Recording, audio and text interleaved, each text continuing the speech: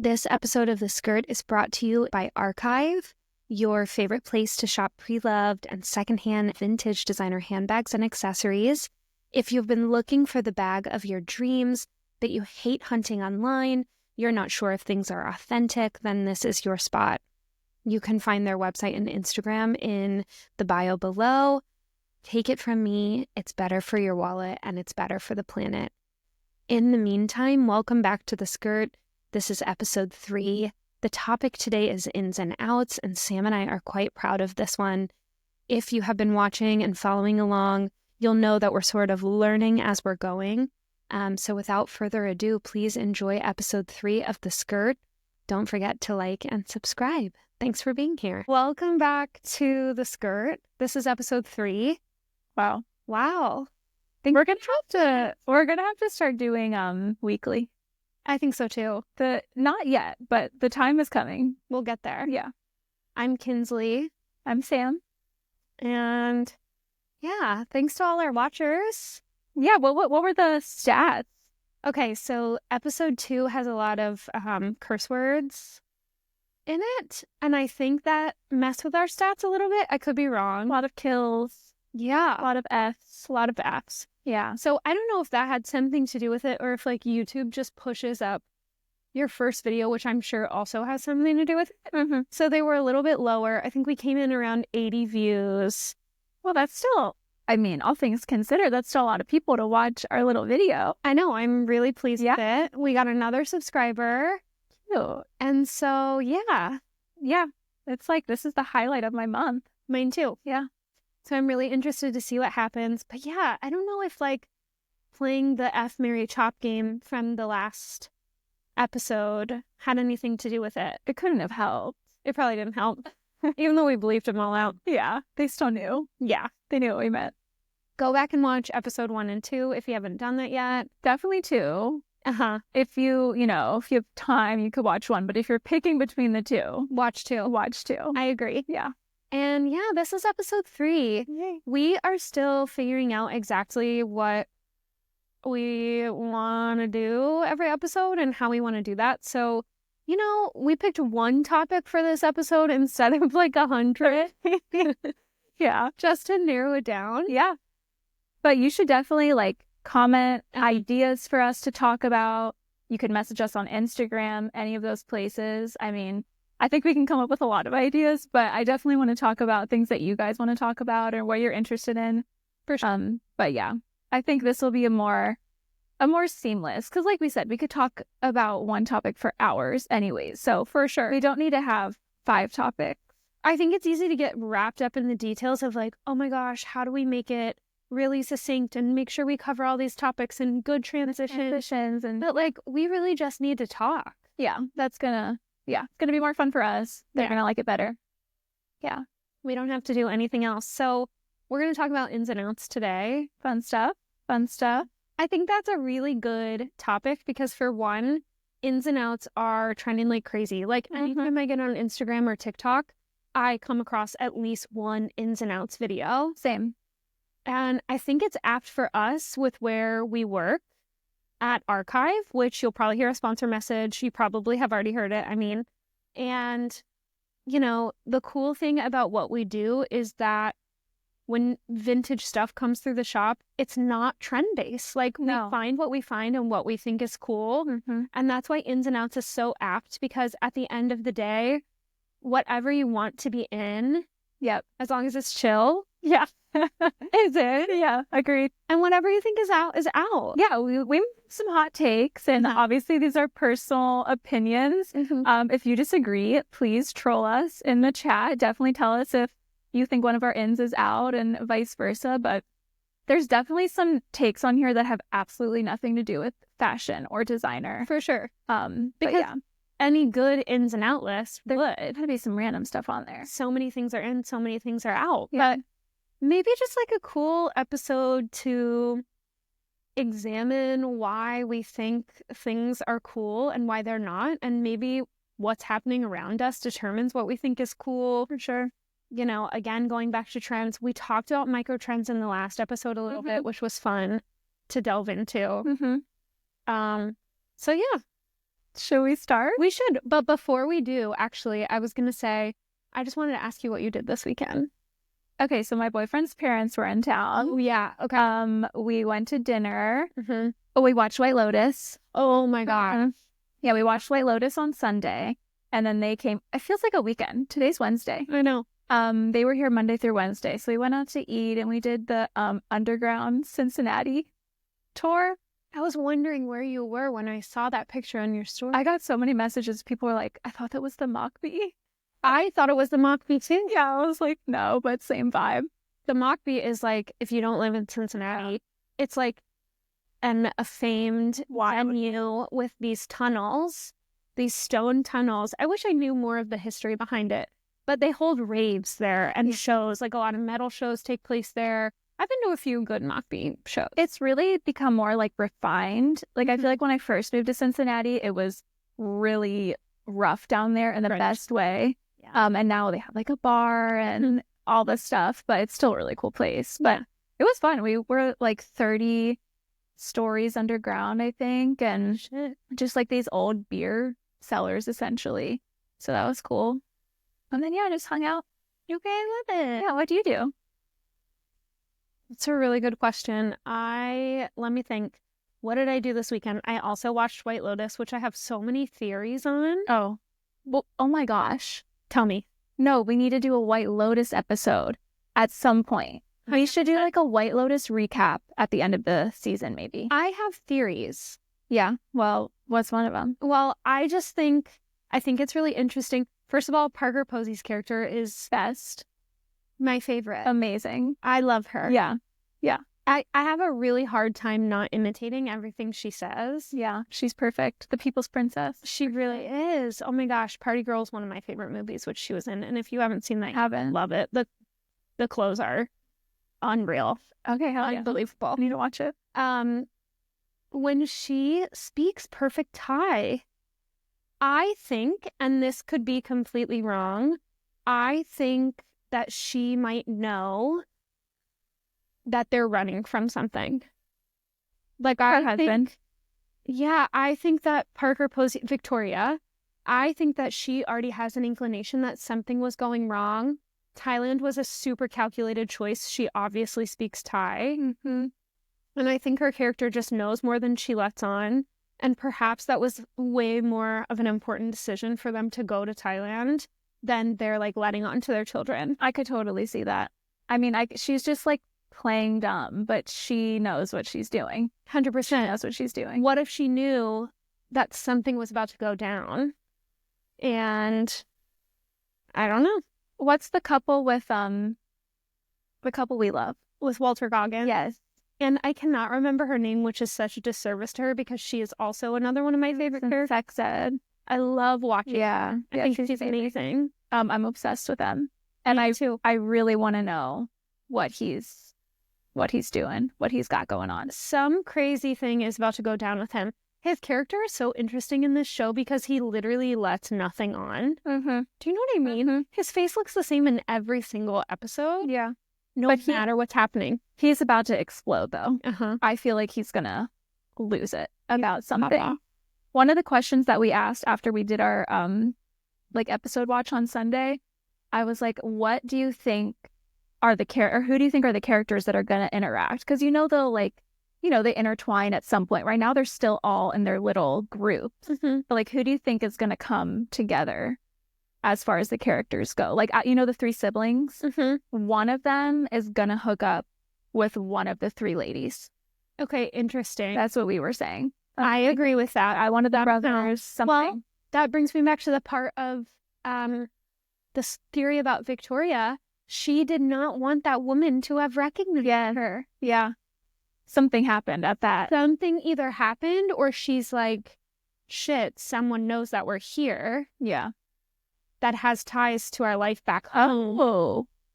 Okay. That was there's a reason why she's not just being off-putting to this lady, to Leslie Bibb's character. Uh-huh. Which those women. I mean, I love it. I do it's too. Hilarious. It's so vile. They kill me, but I think it's funny. They hate each other so much. They hate each other's guts. Yeah, I don't know. I think it's really interesting. We'll have to do like a true deep dive. And we should honestly do it with Mac and Dolls Agree. for a final like recap of the season. 100% when the season. That would be so fun. Yeah, that's the plan. I love it. Yay. Well, White Lotus is obviously in. White Lotus is so in. What's another show that's in? Well, what's coming out again this year? Severance is out right now, which for me, that's in. I know you haven't watched that yet. Yeah. Fully. I will say this season, though, is not quite as in for me as the first season. Mm-hmm. But maybe it's just because it hasn't come together yet, and I'm still a little, like, lost. I watched Pride and Prejudice last night. I love time. Really? I'd never seen it yet. I love Pride and Prejudice. It was so good. That was like one of my favorite movies of all. That's in, of course. That's just like girlhood. Feel good. Yeah, it was great. Loving. Yeah. Yeah. I think I'm trying to think of what's on the docket for 2025. Like, do we have another Big Little Lies coming out? Do we have another? It's gonna happen in 2024. I did too, maybe. There's another, and Just Like That might have another season, which I love. I never got on that. It's so bad. Oh my gosh. Deep random cut. Our tour guide for the underground tour, her name was Miranda. And she like kept joking about someone yelling out like Miranda. Like if they needed her attention. No, she wasn't doing it in Steve's voice. And I was this close to being like, do you watch Sex in the City? And she like referenced some other thing with like a Miranda, but she kept being like, Miranda. And I was just dying. Like, do you remember that meme? That some girl dressed up as Steve. It's one of my favorite. Like, no, it's my favorite. It's ingrained deep in there. I don't think if I ever met anyone named Miranda, I couldn't look at them the same. They're Miranda. They're Miranda. I haven't met anyone named Miranda in like a really long time. I almost said I've never met a real person named Miranda. This tour guide was real, but I've never met like a friend or someone my age or something named Miranda. Oh, 2 Mirandas. Really? Yes. As like acquaintances. Okay. That counts. Yeah. I hope there's another season. It's really fun. It's really ridiculous. What else is coming out? Maybe White Lotus was the only other one that I was like, oh, The Last of Us. Oh, yeah. That one, and what's the other, like, video game type one? Oh, Fallout? Mm-hmm. Aren't they making another? I think they are. I don't know when it comes out. But yeah, there's a lot of good TV coming up. I think we have to wait a little too long for it. I agree. I mean, I get it. It's like production takes forever. Yeah, but even still. I need to binge like 7 seasons. Me too. At once. I hate waiting. Yeah. This White Lotus doing every week is also hard for me. Like, I want to watch it all right now. I know, me too. But it's fine. Waiting is in. Well, waiting is in. It's good for you. Mm-hmm. We'll be better for it. Yep. I really do believe that. That's a great one. Patience and waiting is in. Waiting makes things so much better. It's sexier. Yeah. It's more... I don't know. It's not satisfying to just get what you want immediately. No, it is in the moment, but only for like 10 seconds. Yeah. Yeah, that's a great one. Waiting is in. Waiting is in. Patience is in. Love Patience that. has always been in. Yeah. Yeah. That one's harder. That one's really hard for me too, especially when it comes to certain things. Yeah. I think like the slowness around that is something that I really wish I could return to. Mm-hmm. In ways that I don't feel like I can access as much anymore, whether that's like because of my job and the things that I need to do, being online all the time, being available, you know, like I would have to really pivot my life in a truly serious way in order to instate more slower life. Slowness. Yeah. Another one I just thought of is that sleeping in is in. Sleeping in is in. And I've like lost that. And I don't know why. I don't know if it's just because I'm getting older, because I am stressed, even though I'm not super stressed. But I wake up like 7:45, and once I open my eyes, I'm up. Yeah. There is no going back to sleep. Yeah. And I would like to sleep in. It's a good thing to sleep in. We need a lot of sleep. We need a ton of sleep. Especially women. Women need a lot more sleep than men. Yeah. I think the average is 9 hours for women, and men it's 8. But like, I'll take 11. I mean, I'm a sleeper. I could. Yeah. with under the right conditions, I could You can sleep. Yeah. And I have always been like that. Yeah. And sometimes it's really the only thing that like sets me right. Mm-hmm. Like if I don't feel my well, God, or yeah. if I'm having if I'm having a really hard time, or my anxiety is taking over, or too much, or I just need healing and reprieve, sleep is the answer. Resets you. I think it's one of the only proven things on earth in existence that without a doubt prolongs your life. Yeah. And it's like healing. It's totally healing. When you're sick with a cold, yeah, sleeping, like that is one of the best things that will help you get over, a sickness, nothing crazy, but yeah, sickness like that, flu, cold, things, it'll help a lot. Your body regenerates when you sleep.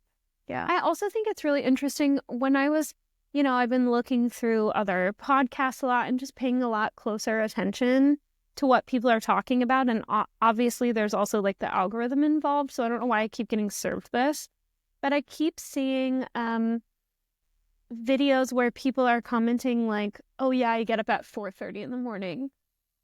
Why? By choice?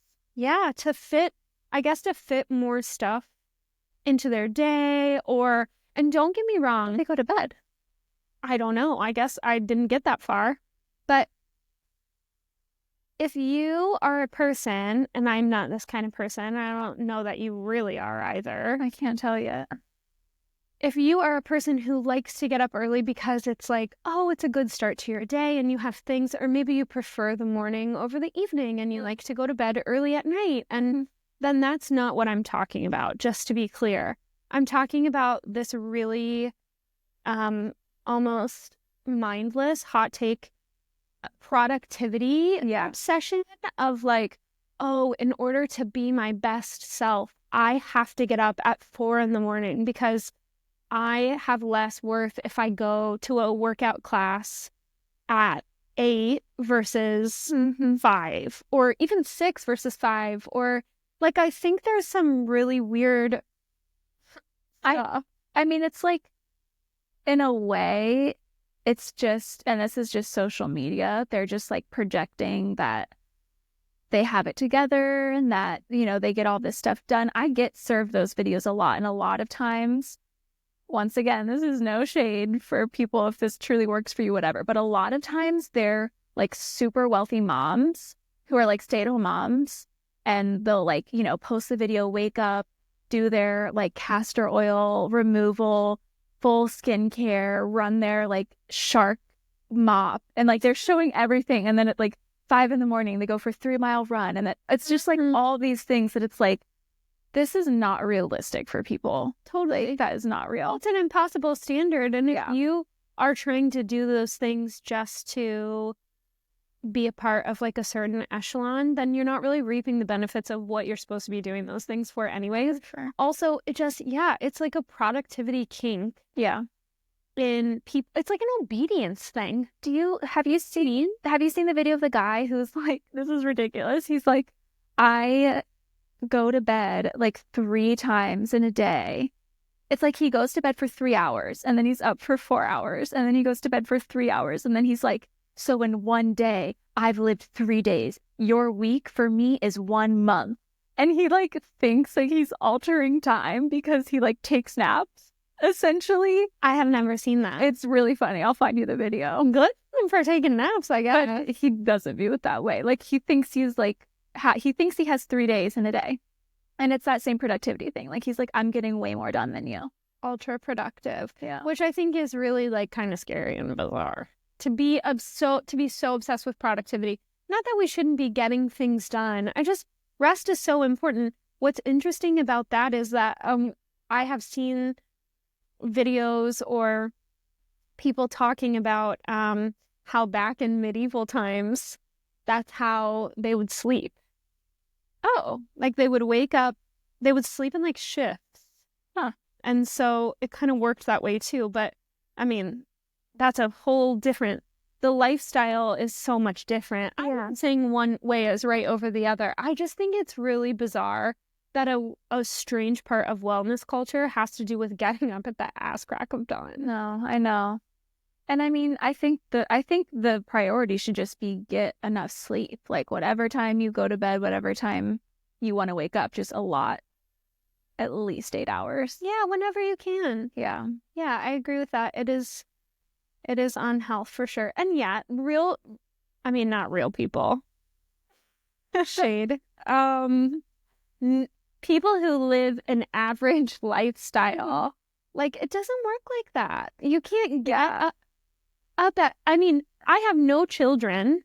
I was just going to say, I feel like we need to do a caveat that's like, this conversation like actually doesn't really count if you have kids, because that's so different, because you're like totally living in their time schedule. Yeah. But if you're just like, only dealing with yourself. Totally. And even still, if you do have kids, hopefully you have the support, and probably most people don't, to get enough sleep so you can be a thriving human. Yeah. But I agree with that. Sleeping in is in, and I participate in that trend. You're like, I love that. Often. Yeah. I really do. Sleeping in is in, for sure. Going to bed early is also in. Oh, yeah. Especially in the winter. Like, especially in the I'd be sleeping. Yep. I'm going to bed at 10. It's a solid time for me. But, cooking your own meals, that's in. That's in. Cooking your own meals is in. This is another one we had on the list, was recipe books. Recipe books are so in, like writing down your recipes. Yeah. Not your personal recipes. I mean, maybe they are, but I save so many videos on Instagram and TikTok of like food videos. Never have cooked one. Yeah. I mean, maybe one. They get lost. They get lost in the shuffle. And, if you see a recipe that you're interested in, at least like screenshot it and print it or something, For sure. Instead of just saving all of these recipes. And recipe books are so good for, not to be morbid, but when you die, that's such a special thing to get. Like, my mom has so many cookbooks, all of them handwritten, all these recipes from her grandma, her mom. And I mean, not that I'm waiting to get those, but those are going to be so special. Gabe's grandma, he got all of her little note card recipes. They're good to have. That's really cool. And they get lost. And who knows what's going to happen with TikTok, with Instagram. Those could be gone. Yep. The active handwriting is so nice. Yeah. I thought, wow, with all the things that we just talked about, are we like trad wifing right now? Which is really funny, because Sam and I are not like that at all. You're a fantastic cook. And you're an incredible baker. Everything that you make is... Every time I make something, I think of you, because I think Sam would be proud. Aww. I am proud whenever you come into work and you're like, I cooked this. Well, that really has not ever historically been a thing for me. Yeah. But obviously you are not. You just love to cook. Yeah. No, I truly come home every night and I'm like, what am I going to make for dinner? And Gabe just is lucky because of that. But it's not because he's like, what's for dinner? No. I'm like, what can I make tonight? There's a good and clear line between the weird, of course, trad wife stuff and also just loving to cook for yourself and nurturing your body and making something with your hands. That's what I'm starting to like about it. And I think it's because there's a little more kitchen space than I've ever had. And I also have historically had a relationship with food where I'm it's fuel. I don't know. I didn't start enjoying the taste of food. That sounds so weird, and that's not really what I mean. I know a lot of people like that, though. I mean, where I just ate growing up because it's oh, you gotta have food. Yeah, it wasn't fun necessarily. You're just oh, it's time for lunch. Gotta keep going. Yeah.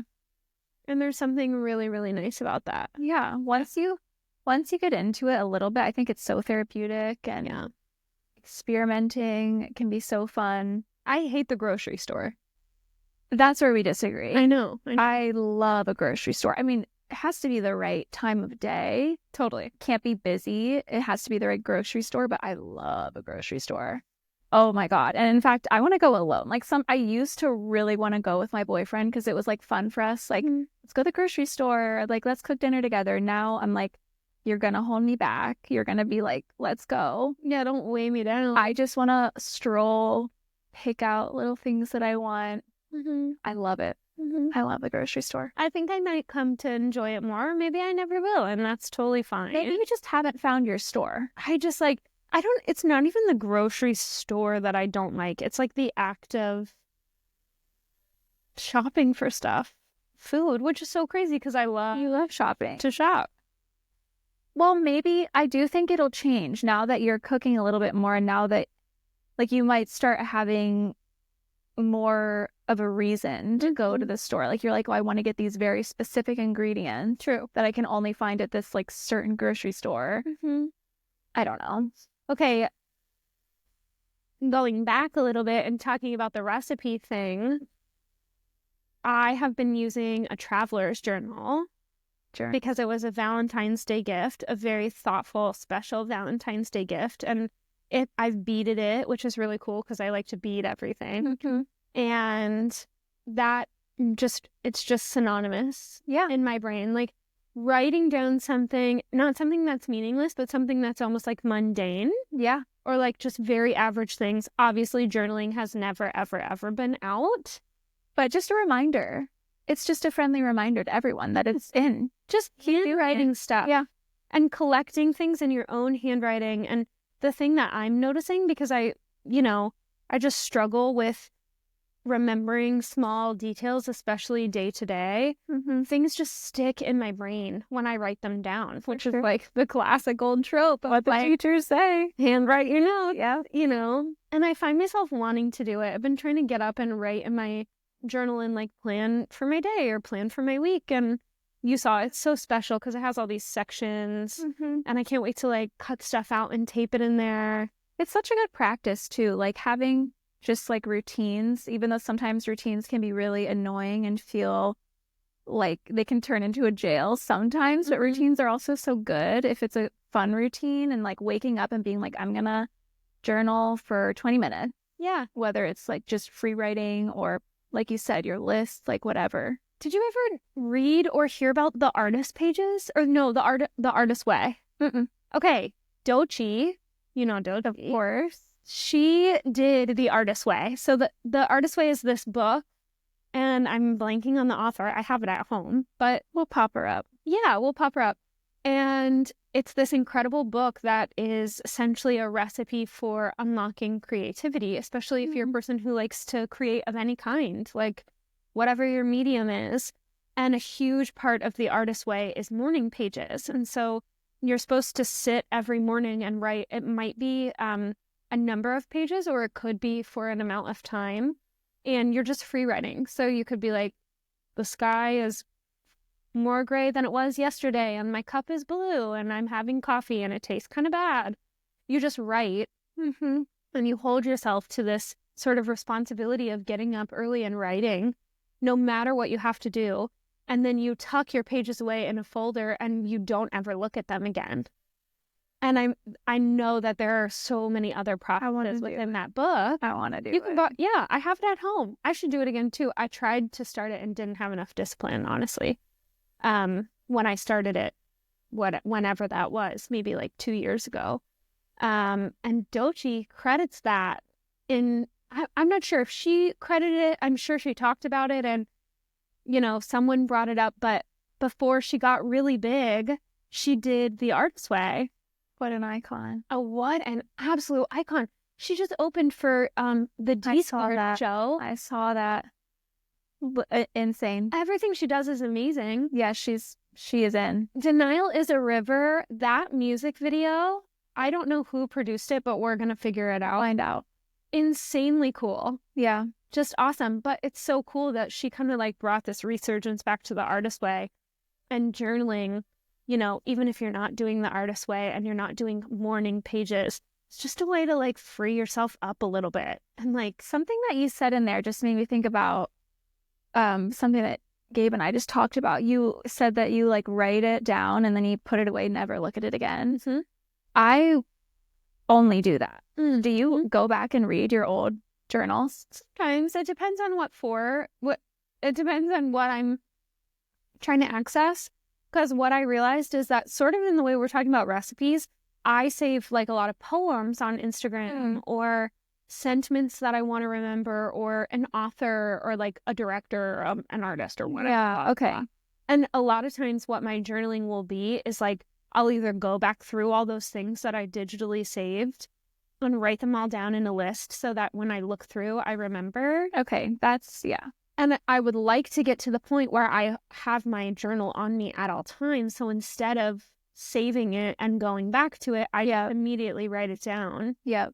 And in those cases I do, or if I have like an essay idea or a short story idea or a poem idea, then I'll write that stuff in there. Okay, that I fully support. But not like my normal, like, today was... For sure. Or just like a vent or like any type of venting or just like writing for like mental health, like, you know, your struggles. Going back and reading those almost feels like I'm intruding on like some other person's.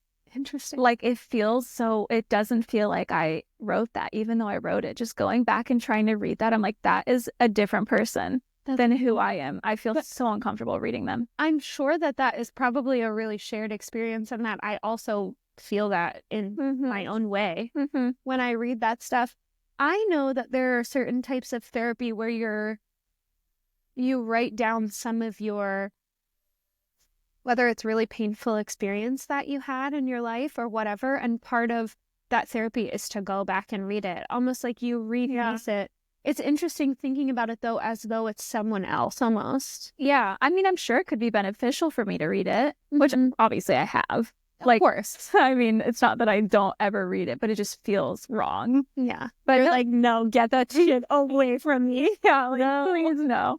But I can see why actually probably my discomfort is a reason why I should maybe read it. Well, we're talking about something that someone does like sanctioned with a therapist, and then something that you like doing it. If you ever feel like, oh my God, I should go back and read it because what did I feel and I want to know so I can, you know, evolve that thought more, then go off. But if you also don't want to read it, then you're still gaining from writing it down in the first place. Yeah, for sure. I just think writing anything is so fabulous. I had a professor in journalism school who would always say the same thing that writers experience is that we hate writing, but we love to have written. And that has stuck with me for so long because it's the truest thing I've ever heard. I've written so many things, some that go out and see the world, or that the world, I mean, you know, whatever, small amount of people see, but it's the world. Yeah, that go out into the world, and some things that never go out. And regardless of what I'm writing, even if I'm journaling, I hate it in the moment. Like you hate the act of writing, or you hate what you're writing? No, well, sometimes it's both. I hate the act of it in the moment. It's like, I hate writing. And then when I'm done, I love the feeling of having written. Yeah. Like there's almost nothing is more gratifying than to have completed and written, you know. And I'm also talking about typing stuff, whatever, just writing. Yeah. Well, getting your thoughts out there in any way feels good. You make them physical when you write them down. Yeah. And they become tangible. And you can, you know, you can do what you can vandalize them if you want and chop them all up and make them into something else. It can also make things seem so like not bad. Like if you know, if you write it down, like you said, it turns it into a real thing and you're like, oh, this isn't actually a big deal. For sure. Like when you have like some thought that is just eating away at you and then you finally say it to someone and you're like, oh, that is the best feeling ever. Yeah, you're like, this actually is not a big deal. Shame versus guilt. Yeah. Like saying something, guilt can be in, depending on where you're getting it from. Shame is out, though. And I mean, if you really have a reason to be shameful, but the reason guilt is more in is because it allows room for reform. So, like, it's okay to be like, ugh, I made a mistake. I need to feel bad that I did this thing. Shame is like, I am bad. You've never even let other people, or you've never even let yourself make the mistake. You're just like, Shame is like, I am bad, and guilt is like, I did bad. And doing bad is like a part of life. Yeah. Like everyone makes mistakes and there's room for reform and you can correct and you can learn and whatever. But like shame is out. Shame is totally out. And we talk about this all the time, but anytime I have a thing where I'm like, it's eating me alive, you know, I just have to like word vomit it all out. Yes, and then I feel It helps so much. better. It helps so much. Yeah. Yeah. Same with journaling. Journaling was like our top in. Like it's the top of the list. For sure. Writing, journaling, anything. As romantic as it is, and I'm still figuring out how practical for me, and you know, it's idealized. I want it to be this, but I really want to carry a pen and paper everywhere. Like I constantly want to be jotting stuff down and trying to use my phone less for those things. And like, I think that's really romantic, and I think it's really chic. It is romantic. Romanticizing things are in as well, which they've been in to a certain degree. Okay, yes. Which obviously I know you feel that. Give me something that should not be romanticized. Well, all right, put you on the spot. No, that's okay. We can circle back to the weird trad wifeness. Like having 8 kids. No shade to anyone who has 8 kids. It was a crazy choice, and that's a fact. But having that and being like, oh, this is the most fulfilling my life could ever be, and this isn't hard, and it's not hard to home make meals and make everything beautiful, and all of that's beautiful, and nothing is wrong. Like, that is weird. Romanticizing the, like, prairie farm, almost like cosplaying, like, poor trad wife, but you're, like, a millionaire. Like, but they're romanticizing it because they're like, I'm doing it the way my ancestors We're talking about Ballerina Farm. Yeah. It's like, I'm making sourdough in my Dutch oven over the fire. Like, okay, go off. But, like, you actually don't have to do that. Cosplaying poor is the perfect example for the question that you just asked. Yeah. Which, you know, is what's so interesting. I also don't remember where I read this, but this was something I read a long time ago. Being poor is the only thing, it's one of the only experiences that rich people, ultra rich people, can't buy. And that's why they, like, want it so badly. Yeah. Like Grimes is a great example of this. You know, there are a million other examples, but yeah, romanticizing the right things is good. For sure. Romanticizing icky things that aren't authentic to your lived experience are a little icky. And, you know, that other people are experiencing it all over. It's just absolute extreme hardship from is so bizarre. Yeah, that's a weird one. But, you know, your windows open, your curtains blowing in the breeze, the sun on your face, going to the river, laying on with your friends, uncomfortable rock, eating fresh baked bread, like picking those things, fucking basil from the garden and eating it right there. Yeah. Walking outside and feeling a good breeze on your face, you know, having a good hair day. Romanticizing things is also important. I think I'm just in that mood because it's 60 degrees in Cincinnati today where I'm just like, oh, everything's so romantic. 100%. Yesterday when I sat outside, and for anyone who's not in Cincinnati watching, we had a couple weeks of freeze. Oh, awful. And they were so cold and really painful. Burning skin. Rain-ons. Horrible rain-ons, which mine literally just stopped being frozen. Good. But we just had a 61-degree day yesterday, and today was 70.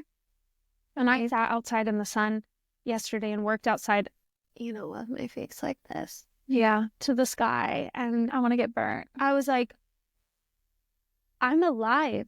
I know. I forgot. We really, like, and honestly, Cincinnati is one place that I feel like I've noticed this, like, dramatically. The city dies in the winter, like fully falls asleep. Because especially when I worked at Finley Kitchen, I noticed this because I would work throughout the whole year. The first warm day, it was like, oh, there's so many people that live here. Like everyone comes out and it just like the whole city wakes up when it gets warm. And in the summer, it's the best feeling. Yeah. Well, you know, Cincinnati's a valley. We're in a basin. So I believe that we already get significantly less vitamin D than a lot of other parts of the country and a lot of other metropolitan areas, cities. I don't know if yeah. I just had to think about that for a second. But we get a lot less vitamin D. So even in the winter when the sun's out, our levels are low. Go soak it up. Yeah. Yeah. And so when we finally get access to it, it's like, wait a second. My photosynthesis, it literally mentally makes me feel so much better. Like it's like full body's like, oh, kind of like the same idea. I have this experience whenever I'm PMSing and I don't realize even though it happens at the same time every month, I don't realize I'm PMSing and I'm like, I hate everything is stupid. Everything sucks. I hate this. I'm going to cut off all my hair. All of my clothes are done. Just like dumb things. Yeah. Someone looks at me the wrong way and I'm like, oh. And then I start my period and I'm like, oh. Everything's fine. Oh. Same thing with the winter. Yeah. Yeah. The whole winter I'm like, why? I've never felt so treacherous in my life. I know. And then it's warm and you're like, oh, okay. I'm like, guess it wasn't that bad. Everything is beautiful. It's fine. You always forget, like, even though the seasons really aren't too long, I feel like you always forget what it's like. Mm-hmm. Like, once you're in summer for so long, you forget how shitty you felt in the winter and you're like, I wanted to cool down. And for sure. Which this is one of our ins and outs. Yes, I was just about to say that. Wait, you say. I feel like you had it set out. Well, I had a friend who said this to me the other day because we were also lamenting on winter. And she said, I want to stop wishing my life away in the winter and again in the summer, And so we put on the list wanting winter in summer and wanting summer and winter is out because we're just spending all that time wishing our precious time away. Yeah. Yeah, I agree with that fully. It's hard. It's easier said than done, for sure. But I think at least you can acknowledge like, oh, I like the warmth. I prefer it to be warm, but taking advantage of the cold time and taking advantage of the winter and the slumber time to kind of hibernate and reset. Well, it's so good. It's so good for us. It's like important for us to have cycles, where like I find that I make a lot more art in the winter because I have so much more time at home or I'm just less busy. Mm-hmm. It's more creative. I feel more inward. Mm-hmm. It's a little darker. What's happening in the shadows. It's a little more yin. Mm-hmm. Winter is yin. It's like the moon. It's the shadows. It's what's happening under the surface, right? Mm-hmm. When everything is quiet and dark and asleep. You can't distract yourself with the fun. In the summer, I'm never at home. No. And if I am, I'm outside laying in the sun, or trying to get out there to lay in the sun or do something. Yeah. But it's hard. I think I have a habit of doing that in general too. Like when I have a cool event coming up, like a vacation or a party or a celebration, I'm like waiting for that. Yeah. Yeah. Same. That's out. You got to keep living your life as if you have nothing going on. Yeah, today's the day. Yeah. Yeah. Yeah, for sure. Which is a tale as old as time. Mm-hmm. Like being present. And it's really hard. It's hard right now. It's been hard. Yeah. Everything is so much is happening like through our screens. And that can also be exhausting and taxing. And it's, in certain situations, it's almost impossible to be in the now or whatever, be totally present because like you literally have to be concerned about like what is about to happen to you. Yeah. They're inundated. Yeah. With past events and possibilities for the future. Yeah. But as a general practice, it would be great, if everyone could be more in the moment. And yeah. I need to figure out a sustainable way to cultivate that more for myself. Because obviously there's like a million things online, I could look up or read a million books but I need to figure out. Is a good one. Oh yeah. You probably read that. I think Eckhart Tolle. Yeah. Mac. I know Mac had the book and can't remember if I borrowed it from her from my old boss, but that was a good one. I want to say it's on my bookshelf. I'm just not sure if I have read it. A lot of it's probably things that it's just a nice little reminder. I like that one a lot. Yeah. There's a bunch of stuff, but it's figuring out how it can be sustainable. Yeah. and like a lifelong practice. Yeah. So many things are like trends. Like I could do like the trend of like, oh, this. And maybe they're not trends, but the way we practice them, I think every culture is trendy. For sure. And I'm like, how do I do it that makes like a lasting impact and is easy enough with the least amount of boundaries in my life that I can do it every day? It's almost like those like 20-day workout. You'll get abs. 75 hard. Right. It's like, no, I want something that I can do forever. Yeah. That's realistic. And that those things aren't good because it's always good to have a reset, you know, like, or trying something out or getting yourself to a place where you're like, okay, no, I'm going to like lock in. And those things are good. But yeah, sometimes though I'm not good at carrying practices from those things on. Yeah. They're like super intense changes. Yeah. You know, for sure. What else is on here? I feel like we've only done like 3 of the ones on the actual list because we've come up with so many good ones. Oh my gosh. Well, we were just talking about this, but posting on Instagram out. Like, but maybe old Instagram posting is in. This ties back into what we were just talking about, you know, as far as like life happening through screens and being really concerned about what that persona is. I know we hadn't said that yet, but that's an obvious part of what we were discussing. And I struggle with that. Like perception, even though it's on a really small scale. Yeah, but that's so normal. That's what everyone, I think that's how everyone has to feel with their social media accounts. Like, even if we try so hard to just post as authentically as possible and post what we like, there's always that element of like, you are literally posting this out here for people to see. Like, that's what they exist for. The curation of that is what fatigues me. Do you think, well, of course, but it probably has so much to do with our influencer culture that drives everything online. Definitely. I mean, it's extremely monetized now, and anyone can be an influencer. Everyone is an influencer in a way. Right. Which I'm not shading. No.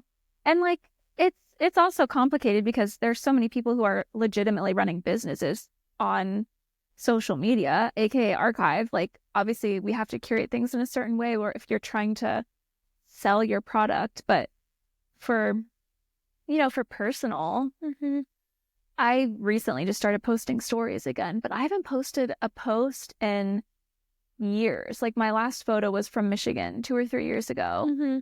Just because it's so hard for me to find something that I'm like, I want people to see this, or I want to post this, because it just doesn't feel like real, or I don't care if they see, I guess. But then, of course, my other Instagram, like the Coast, that I'm posting a lot on because I'm trying to build something up. But yeah, it's a weird place. I think for me, Instagram is out. That's not realistic because people need it and people use it for so many things. But I think it's lost itself a little bit. Yeah, it's become so much about the act of trying to curate something from reality, which to some extent I think is fun and involves creativity, but we also lose the plot when it becomes a burden to curate. And that's what I think I don't want. Like, old Instagram being, sharing things that might be random as shit, aimless and purposeless to everyone else. Random flower, macaroni, like, stupid stuff. I love that. I do too. I want to try to do that. Yeah. Just to like express myself or to not do it. I guess the whole thing that we're saying right now is that it doesn't matter. Yeah. Whether you want to do it or not, but just to do so freely. Yeah. Well, one of the other ones that we had was taking photos and not posting them, which is the same as what we just said. It's like, okay, of course you can post them if you want. But I guess the point of why I said that is to take photos and not post them. It's just to take more photos, like take photos for yourself, things that you like to see, things that you want to remember, but you don't have to take that with the idea of like, oh, I need to take this a certain way. It's going to be perceived by everyone. Yeah. Yeah. Just take it for yourself and move on. Or it's going to have some kind of effect on who you seem to be as a person to everyone else is the perception of you.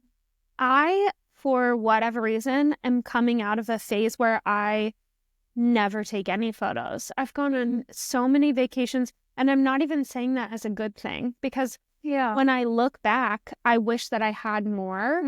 I wish that I would have taken more photos of beautiful things that I came across that I loved, or I used to do that all the time. No, I feel like I've also fallen off on taking photos in general. I mean, I just had two best friends get married, and it was fabulous, beautiful wedding, and there were lots of events, and they were all stunning and so cool. And I think I took like 3 photos. Yeah.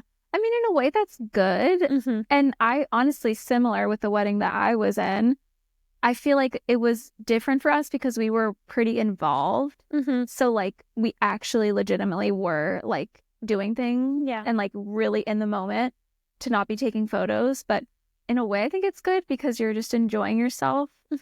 But also we do have our phones on us like 24/7. And we could just get a little photo. I say all the time, though, and this is maybe a hot take, because sometimes I get mixed reactions when I tell people this. Close friends of mine know this. I'm not a texter backer right away. Yeah. I don't like texting. This is an aside. I'm sorry. I just totally pivoted. But I need to know. Same idea. Yeah. I hate the idea that people have constant access to me. I really don't like that. And I don't mean that in a selfish way. Like, if there were an emergency or someone needed anything or needed a bit of information or anything, of course, like, right away, and that's sort of what texting is for. And everybody has their own relationship to it.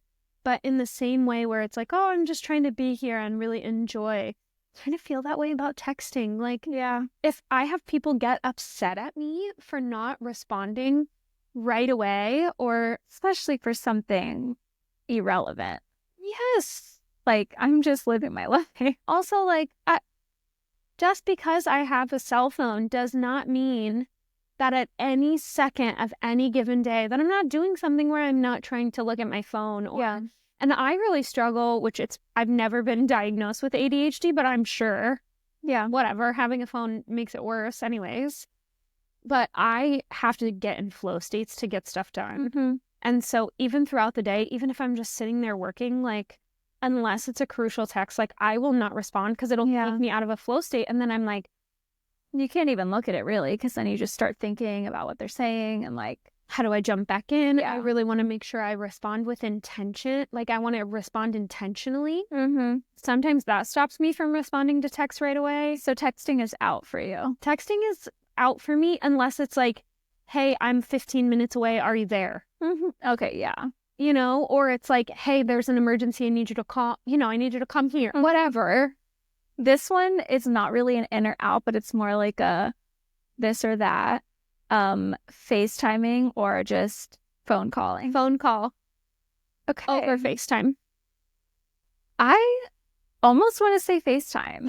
I know so many people who loved. My stepmom exclusively calls me on FaceTime. Yeah. And, I'll do it. I think maybe I say that just because I have a lot of friends and family that I don't see a lot. So, like, if we're catching up, I'm like, I need to FaceTime you. Like, I need to be, like, looking at you. But I guess for, everyday things, like if I'm just calling someone to update them on something or like, I'm here, do you need anything? It would be a call. I love a good phone call. Oh my gosh, yeah. Phone calls over text 100%. Till the day I die. 100%. And this is why we have a podcast. Yes. I don't want to sit there and like, my brain doesn't work that way. I mean, it can. I'm being dramatic, but yeah. I have friends too who I pretty much exclusively talk to on the phone. And then I have friends who I guess we text, but we don't even really, it's not like we're having conversations. It's just like hang out. Yeah. Wednesday. Okay. Great. Unless there are occasions where you're like checking in on your friends, like, hey, how are you doing today? And those I will, of course, indulge because that's about like love and care. But it's not like, Yeah. I'm a phone caller. Maybe phones are out In general. Yes. Phones are out. I couldn't. Yeah. Because my whole job is that. Yeah. But I even have friends who will text me like pointless stuff and I won't respond, and then they'll call me and I'll answer on like the first ring. Like, hello. Yeah. And they're like, hey. Well, they know it works. So, yeah. Yeah. Yeah. Texting's out. I agree with that. It's gotten worse. Like when I was younger, probably because I had nothing going on, I was texting all the time and I would be like, how could someone not text me back? Well, it was so cool and it was freedom to text. Yeah. You know, when you were young, it was like, my friend, you know, I got to text my friend. I can text someone while I'm at home. Like, we have to talk about shit. I have to text my friends. I have to see what they're saying. Yeah. Yeah, no, it is different now for sure. It's more of like a task. Yeah, it feels like a chore. Yeah. Yeah. For sure. But, you know, either way. Yeah. What else do we have? Also, I'm fidgeting around so much. I feel like this crazy one shoulder top is so like, well, it looks great. Thank you. I just brought it out the bins. We can move into clothing things. Okay. What then? I will say, well, there's a lot on here, but I'll say the first one. Buying to return is out. Buying to return is out. It is so out. Don't be doing that. Don't just, I mean, I used to do it, and so I understand the reason. Like for a Halloween costume, you're like, I don't want to spend $80 to, you know, look this certain way that I want to look for Halloween, so I'm going to buy it and return it. But that's bad. And I think you should either try to make it or text everyone that you know, try to borrow things, especially if you're getting stuff from like Amazon, Shein, H&M, Zara, any of those places. They do not resell that stuff. Yeah, they throw it away. They throw it away. So don't return stuff.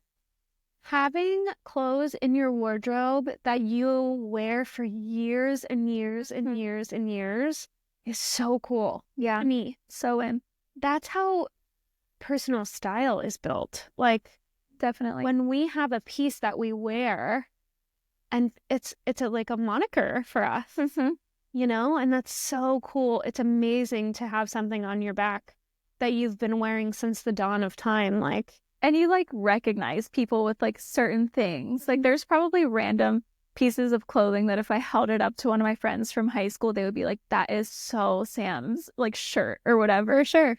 Yeah. I remember instances where you wore it, you know? Yeah. Yeah. I definitely think keep everything that you can. Obviously, you know, you may not have a ton of space to keep it all, but don't get rid of stuff. Or if you're going to get rid of it, give it to friends, clothing swaps, things like that. But don't just get rid of something because it's like out of style.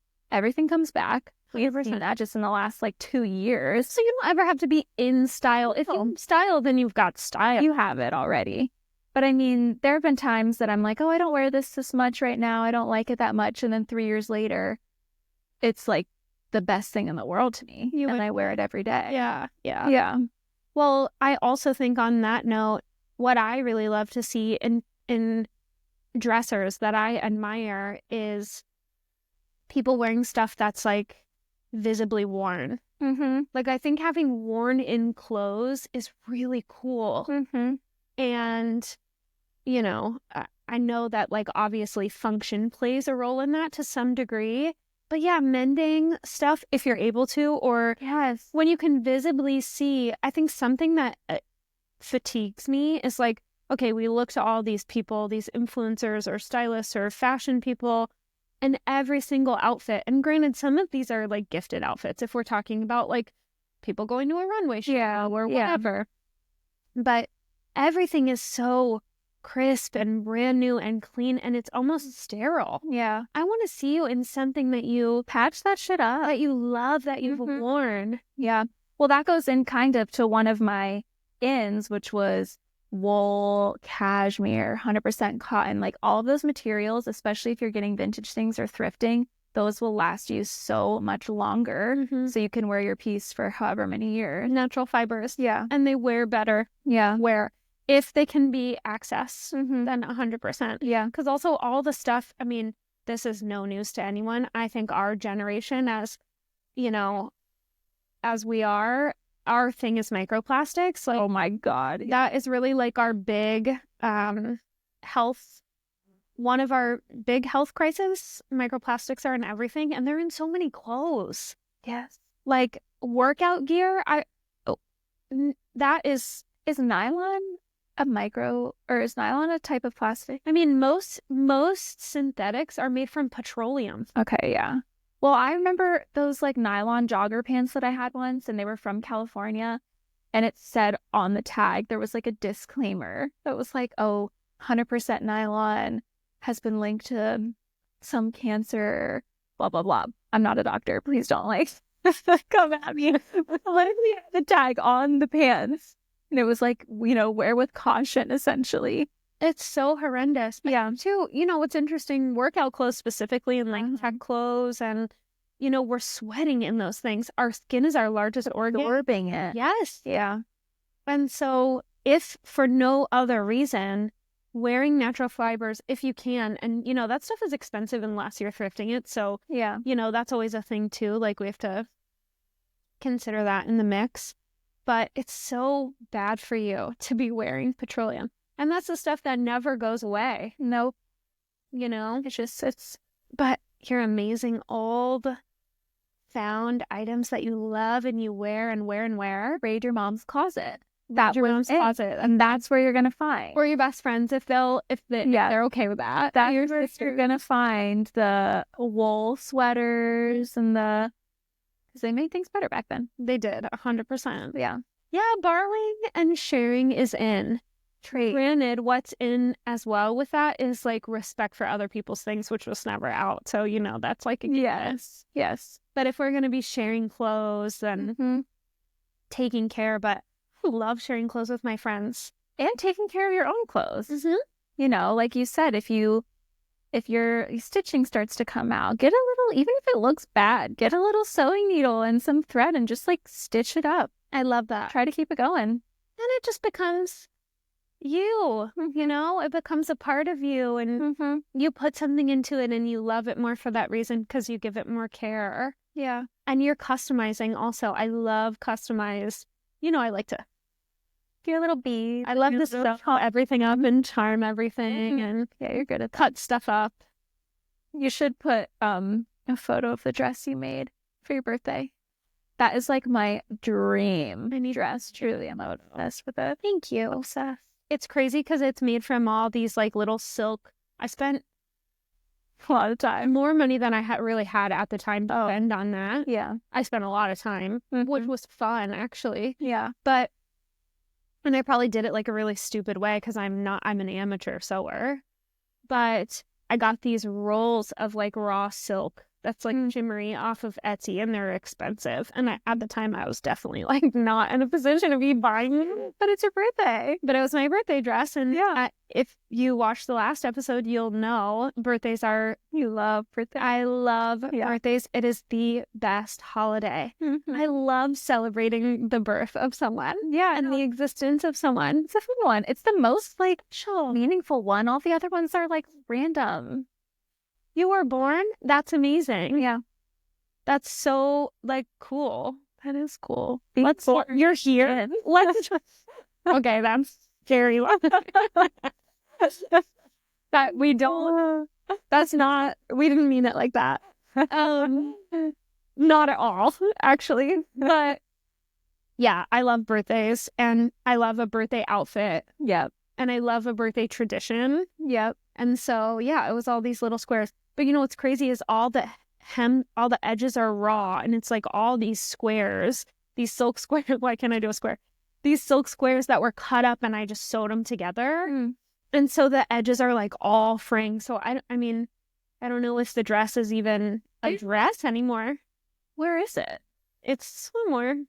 It's probably in my craft closet, like folded up in a bag with all my other like fabrics. I think it'll hold up. Maybe I can make it a shirt or like a sarong over a bathing suit for vacation or something. Yeah. That's what I should do. You got to repurpose. Or frame a piece of it. That would be cute. I love when I've really been loving this because I've been watching a lot of videos about interesting ways that people frame things. And just when you don't have art in your home or you're looking for more, because art's so expensive. Yeah. You know, people framing like a receipt from a special thing. Yeah. I think is so cool. Special dinner. Yeah. Or framing like a clothing item that you love. Yeah. Like a fabulous, your favorite vintage t-shirt, putting it in a frame. Yeah, I love that. If you're not going to wear it. Or like cutting out a piece of cloth and putting it in a frame. Favorite little blanket. Your grandma's napkin. Yeah. Or, you know, yeah, your little blanket. Mm-hmm. Yeah, I love that. Frame textiles are really a good idea. that right now. Honestly, the look of that, I feel like would be great. Just adding some different texture and like dimension. Yeah, I'm going to do that. It's really cute. And you can get so many frames at the thrift store for way cheaper that are way nicer than you can get at Michael's or Target or whatever. So many there. And just like putting random stuff in frames, like even cutting stuff out. Oh my God, that little knit heart. Yeah. Putting that in a little teeny tiny frame like this big, that would be so cute. From Joshua Tree. Yeah. That would be from perfect. the world's smallest crochet museum. I'm going to shout them out. Please, because it's so cool. Plug them. It was the coolest little place ever. I'm gonna go there. I love Joshua Tree. Yeah, it's a special place. We made such an extensive list of ins and outs. Oh my gosh, you know what a cool idea is though? Using our journal that we had at the beginning of our ins and outs list and just writing things down that are in and out for us. Because what I'm really interested in is like, how did those evolve? I don't know. Oh my God, no, that's true. We should do ins and outs every 6 months or a year. Yeah. And that is the one that I'll go back and read, is like my 2025 in and out. I love it. Yeah. Just seeing how those things evolve and why we feel that way. And because it's really cool to check in and see like what's inspiring us right now and what we're trying to get rid of. Who knows? It could be completely opposite. It could be completely opposite. Yeah. I want to know what our listeners' ins and outs are. Oh my gosh, please give us like a hot take. It could be completely random. It doesn't have to be hot, whatever. I just love juicy take. Give us your craziest in and out. Yeah, if you have a juicy in and out, please comment it. Yeah. And then maybe we'll share that. That would be fun. Oh my God. Share some ins and outs of people. 100%. Yeah. Yeah. Comment them. Comment that. Comment whatever else you want to comment. You know, be cool. Did you like our outfits today? What do we want to talk about next week or next episode? Let us know if you have critiques. If you're watching and you're like, I'd like to see more of this or less of this. This was a good episode. I think we'll see, but this might be the way we like roll forward with it. Just chill. One topic. It's so let it ride. It's so easy. We did that. I cannot believe that was an hour. I know, same. Or however long. However, I know, probably longer, all things considered. But yeah, comment. Please like the video and subscribe. I hate saying that because it feels like so silly and corny and stupid. I know. But it really helps. Yeah. Share it with people, friends, family, if you think they'll like it. Yeah. If you're here from some other random third place on the internet, go follow us on Instagram. It's @theskirtofficial. We'll share updates and stuff there. Right now, we're only posting every 2 weeks as far as like when episodes come out, but that stuff might change and evolve. So definitely like let us know what you want to see and follow us on there, and also give Archive a follow, which is our sponsor. Yes. Shout out to Archive. And I would be interested. Last question to ask you guys, and you can DM us this or comment.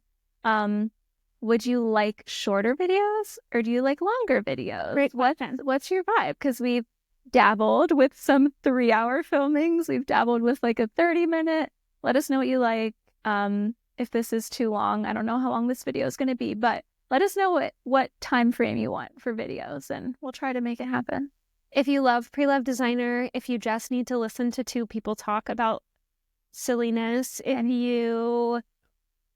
you love fashion, if you love style, if you love whatever, I don't know, if you just like to chill, then hang out with us. Hang out with us. Yeah. And we'll be back in 2 weeks with episode 4. I have no idea what 4 is going to be.